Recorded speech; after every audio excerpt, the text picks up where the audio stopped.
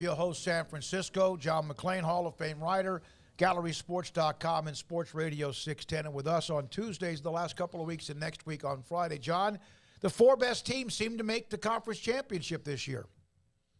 Yes, they have, David. I don't think anybody can dispute that. And there's intrigue in both games.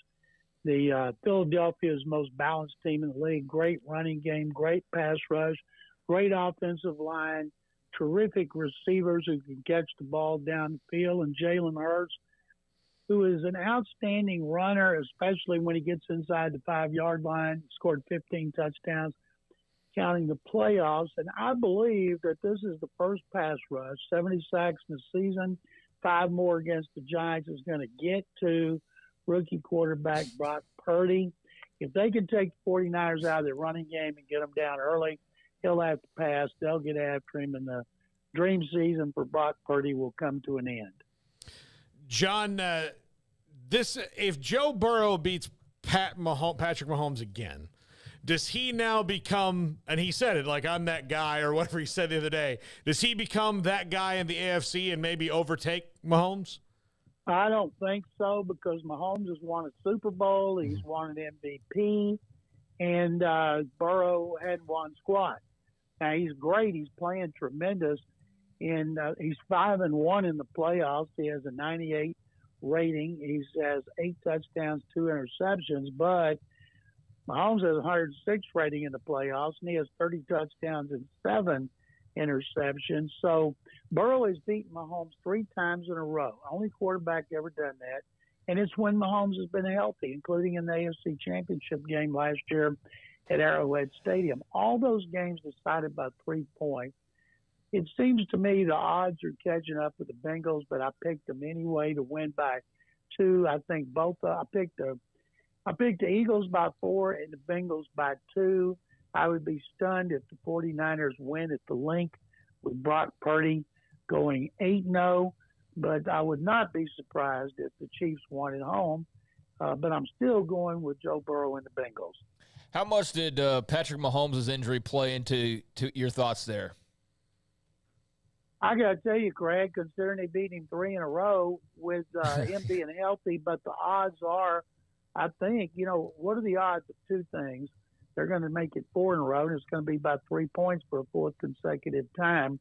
Usually when people say something can't happen, in this case, the Chiefs aren't going to win, it happens.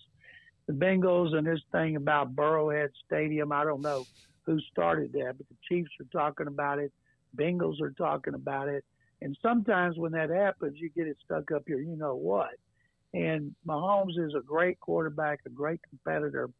I do not see how he can run around and make the plays he makes when he's buying time, wait for a receiver to get open or semi-open, because sometimes he throws completed passes when they're not open. But it just seems like he's going to have to be more of a pocket passer.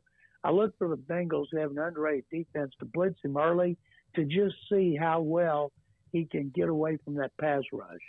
John, are you surprised Dan Quinn did not latch on to somebody, or is it just there weren't really elite opportunities, at least not now, and he's just going to stick where he is?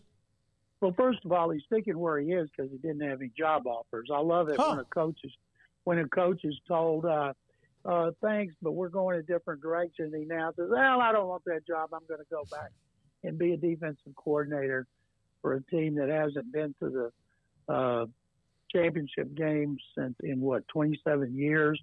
The Broncos, and I wrote a column today on sportsradio610.com, they've targeted D'Amico Ryans as the Texans have him as a leading candidate, even though they're going to bring in others for interviews.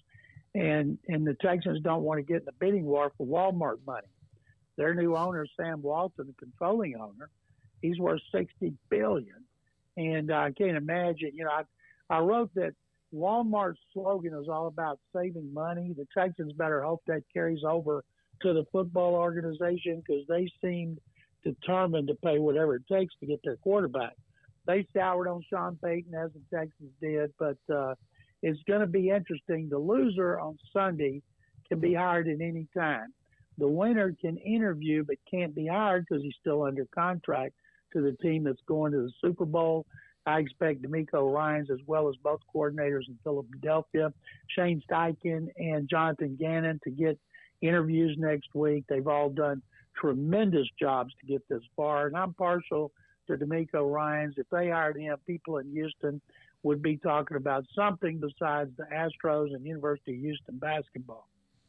John, what should the Cowboys do moving forward to improve things for Dak Prescott? Because I think we know what he is now, and he's not going anywhere. So how do they get themselves over the hump? Well, first of all, it's good that they got Dan Quinn back, and because he's done a tremendous job in those 2 years. And they won 12 games 2 years in a row. It wasn't Kellen Moore's fault that Prescott threw that interception in the red zone. And now, what bothers me about Mike McCarthy, they made some brain-dead plays that they should have known you don't make. Schultz going out of bounds and not stopping the clock because he didn't run the right way, not getting the foot down on the sideline. Those are things that have to be hammered into players' heads going back to the off season. But, boy, if you change coaches, it doesn't guarantee all of a sudden they're going to win 12 games to get to the second round of the playoffs. Firing all those assistant coaches, I've never seen a time when so many playoff losers are unloading so many coaches. It's almost like musical chairs. John, I lost my train of thought. Sorry about that. John McClain with us from, again, GallerySports.com, 610 Houston, and also with us, 365 Sports. Oh, yeah. John, are you a believer, or how much of a believer are you in Brock Purdy? I love what he's done. The unsung hero of all of his performances is Brian Greasy, the first-year quarterback coach who left his job on ESPN when Kyle Shanahan called him and invited him to coach quarterbacks. Kyle knew him from Denver, and I obviously likes him. Shanahan gets all the credit, but Purdy's the one coaching him. Kyle calls the plays. So he's done what he's done. Best job is it's not what Dak Prescott did. He's not throwing interceptions in the red zone.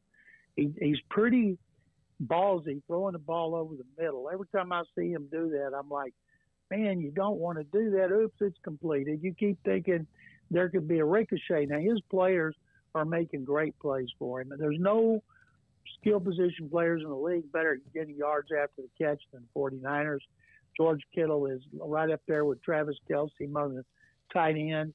And they're making plays for him because they know he needs it. He's won 7 in a row. Really, it's 8 because he played most of the game after Garoppolo got hurt, but it wasn't an official start. But I just don't see him going into the link with those drunk, rabid fans in Philadelphia who think they are the 12th man and they're going to help the Eagles go to another Super Bowl. It just seems like the dream's going to die, but I like him a lot. He'll be competing with, what's his name, the other quarterback? Trey Lance. Yeah, Lance. People are wondering, will they trade Trey Lance? Why would they do that? They don't have another quarterback. Shanahan gave up 3 ones for him, got 1 back, so in essence 2. And he's much more talented physically than Brock Purdy is. But, man, it makes for great competition. It's a good problem for Kyle Shanahan to have next year. John, we appreciate your time. It's the conference. Are you going to be in Phoenix at the Super Bowl? Nope. I'm going to the Combine, the league meetings this weekend. I'm headed to Palm Beach for Gallery Sports to cover Reggie Jackson's celebrity charity golf tournament at Jim Crane's course with 44 Hall of Famers. And then I'm going back there 2 weeks later for a week of Astros spring training before I go to the Combine and the league meetings. Wow. That Gallery Sports thing's pretty good for you, isn't it? You were doing a lot of that anyway, but this gives you a chance to do some things that perhaps football took away from. Oh, I'm doing a lot of stuff besides that. Let me tell you, getting to fly first or business everywhere, that's got its perks, especially when they got a Range Rover being rented for you. You can't beat it. We're not out to save you money like Gallery Furniture. Yeah, well. Oh, my God. John, although I got to say, when you see Mac betting $2 million in the Cowboys, if I'm one of the – I know he's got a bunch of money, but if I was at Gallery, I'd be like, oh, whoa, Mac. Yeah. He won on the Cowboys the week before. He lost the last week, but he sold so much furniture with that promotion that it didn't cost him $1. Golly.